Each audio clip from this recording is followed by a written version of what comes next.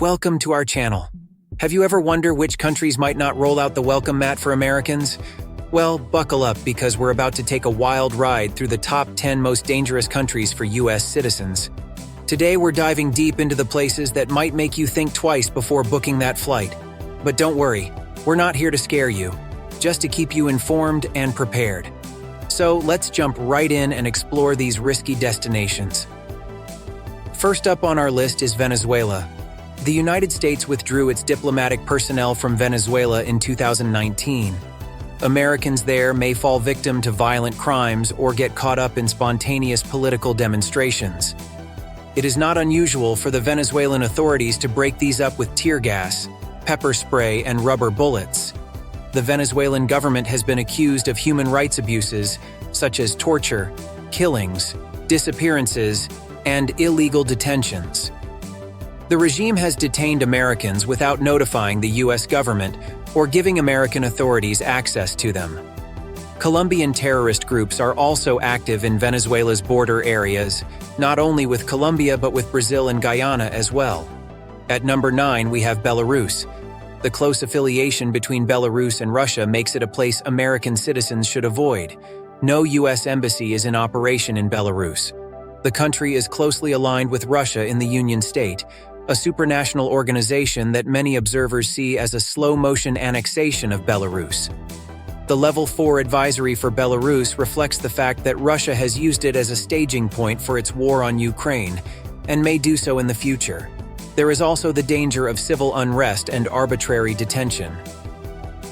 Number 8 on our list is Iraq. The State Department has a multitude of security concerns about Americans traveling to Iraq. The Baghdad International Airport is not secure, so the U.S. government has instructed its personnel not to use it.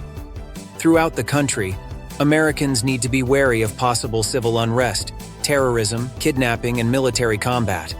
Insurgent groups and terrorists regularly attack Iraqi security forces and civilians. Northern Iraq is an area of particular risk, as neighboring countries have regularly bombed targets there. Americans are strictly warned not to enter Syria from Iraq to participate in armed conflict. Coming in at number 7 is Afghanistan. It might be shorter to list problems Afghanistan doesn't have than all the ones it does. Recovery from decades of war has been stymied by intense drought and large earthquakes in 2023. The Taliban has reinstated many of their most oppressive policies, like restrictions on women's rights, floggings, and public executions. Detention and kidnapping are particular risks for Americans, and there is no U.S. embassy in the country to assist. Number 6 on our list is Iran. Dual Iranian-American citizens visiting family and friends in Iran may be especially vulnerable to harassment and/or false detention. Iran's hostility to the United States government is no news. But the threat also extends to individual Americans who may become pawns in the struggle between the two countries. U.S. citizens in Iran have been kidnapped, detained, or arrested on false charges.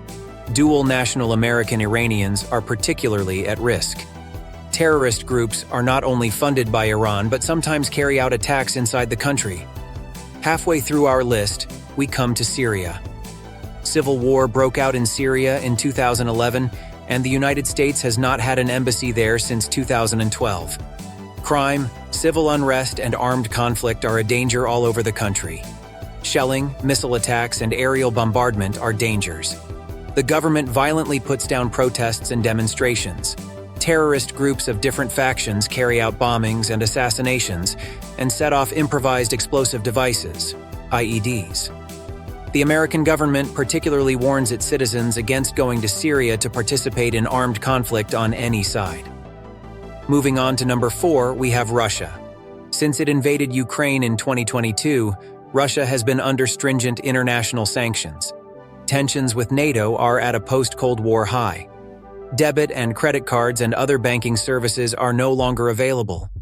Flights into and out of Russia are sporadic, laws may be enforced sporadically, and authorities may particularly single out U.S. citizens for harassment or wrongful detention. As the war has continued, drone attacks and explosions have happened in western and southern Russia as far north as Moscow and St. Petersburg. The Russian government has placed limitations on the movements of embassy personnel, so their ability to respond to the needs of US citizens is limited. Third on our list is Somalia. Somalia earned a spot on the Do Not Travel list due to the danger of crime, civil unrest, terrorism, kidnapping, poor access to medical facilities, and piracy.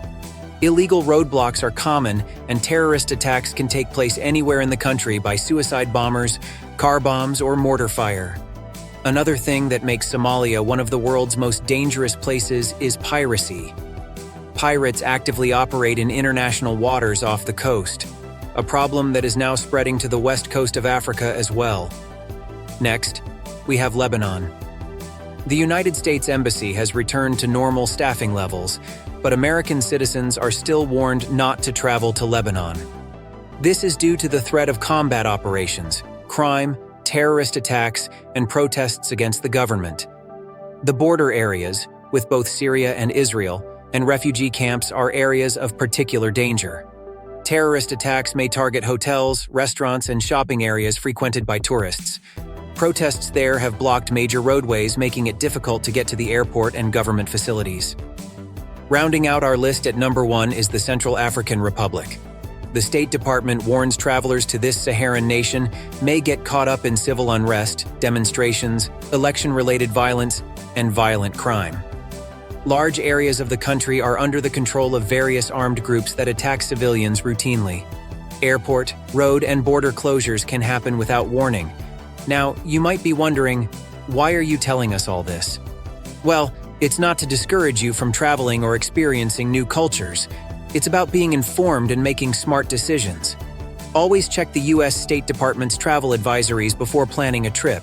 Consider the risks and take necessary precautions if you must travel to these areas. Remember, your safety should always be your top priority. I hope this video has been informative and eye-opening.